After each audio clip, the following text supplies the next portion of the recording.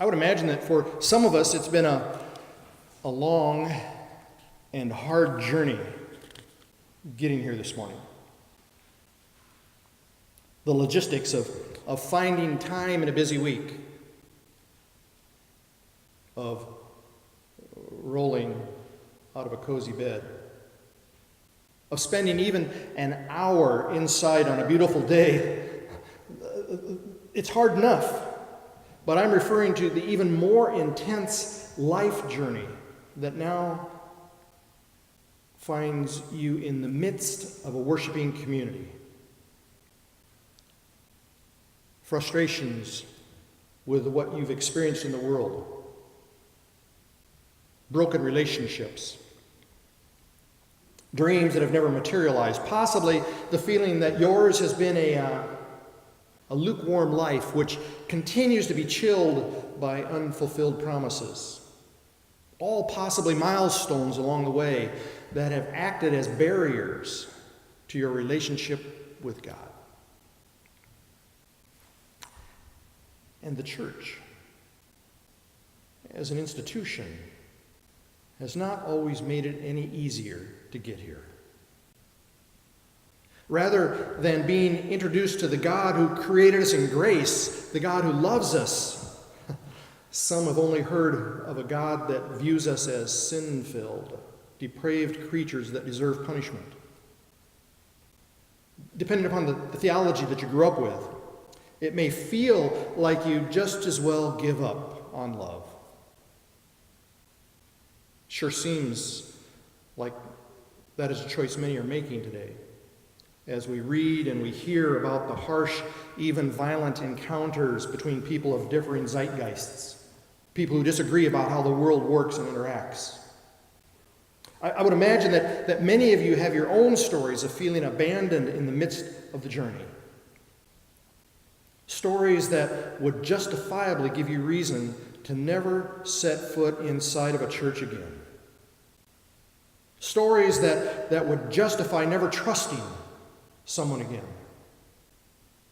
Stories that support giving up on love. And yet, here you are, sitting this morning in the midst of a community of faith, a place some of us never expected to be. Perhaps we are here because we had hoped.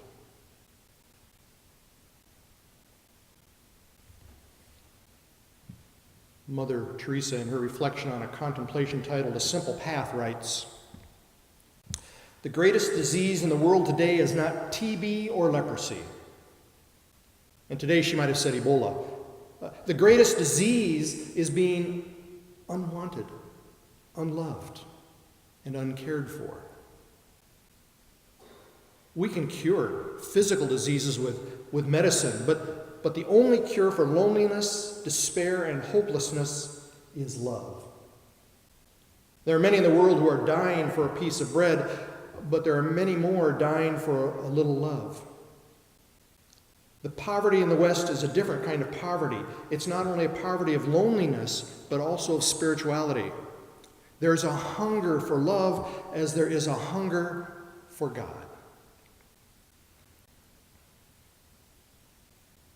Our journey this morning has brought us here because we had hoped. We had hoped that this time it would be real.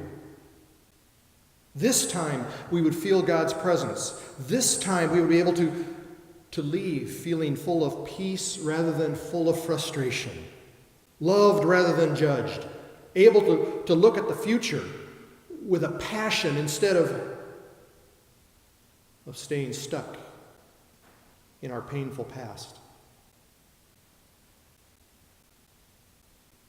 It's easy to give up on love when it feels as if love has given up on you. I'm not speaking here of sexual, sensual love, although far too often that's how we measure our self-worth. I'm speaking of the love that Jesus taught, Jesus spoke of, Jesus lived, and Jesus shared. And not only Jesus, most of the spiritual traditions and their progenitors taught, spoke of, lived, and shared a love that can transform individuals and all of creation. A love that puts us in a deep connection with the sacredness found in others, if we only look for it. Unfortunately, when we feel disconnected from God, we begin to disconnect from others. We give up on love because we think love is given up on us. When we give up on love, we give up on others. And that is not who we were created to be. I ain't going to give up on love. Thich Nhat Hanh, a Buddhist teacher of mindfulness, in his book Teachings on Love, wrote, "Through my love for you, I want to express my love for the whole cosmos, the whole of humanity, and all beings. By living with you, I want to learn to love everyone and all species. If I succeed in loving you, I will be able to love everyone and all species on earth." That is the real message of love. We were created and are being recreated every moment by moment in the image of the Holy One so that we can express deep, tender, ineffable feelings of affection and compassion toward all humans. Indeed, so that we can connect with all of creation, reflecting the underlying oneness of the universe, the underlying holiness of the universe. I ain't going to give up on love, because love won't give up on me. Jesus shared a new expression of the Old Covenant with his followers and through the generations with us, saying, "Love one another even as I have loved you. You should love one another." It's a roadmap on our journey to keep us from getting lost. Donald Miller, author of Blue Like Jazz, Non-Religious Thoughts on Christian Spirituality, wrote, "I never liked jazz music because jazz music doesn't resolve. But I was outside the Baghdad Theater in Portland one night when I saw a man playing the saxophone. I stood there for 15 minutes and he never opened his eyes. After that, I liked jazz music." Sometimes you have to watch somebody love something before you can love it yourself. It is as if they are showing you the way. I used to not like God because God didn't resolve. But that was before any of this happened. Sometimes you have to watch somebody love something before you can love it yourself. It's through you and through me, through the sharing of ourselves, that others will come to recognize God's love and acceptance. A fact that became real when Jesus tore loose from the constricting nails to encounter us as we struggle in the midst of our journey.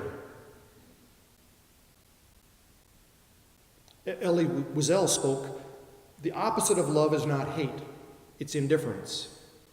The opposite of art is not ugliness, it's indifference. The opposite of faith is not heresy, it's indifference. And the opposite of life is not death, it's indifference." A spiritual touch of our hearts by God, invoked by the physical expression of God's diverse creation, can move us from indifference to a passion for all of life. Those disciples on the road to Emmaus, from the very depths of their anguish, wailed out, "We had hoped that he was the one." He was. He is. Walking right in their midst, walking right in our midst. He is. The poet Rumi crooned, "Your task is not to seek for love, but merely to seek and find all the barriers within yourself that you've built against it."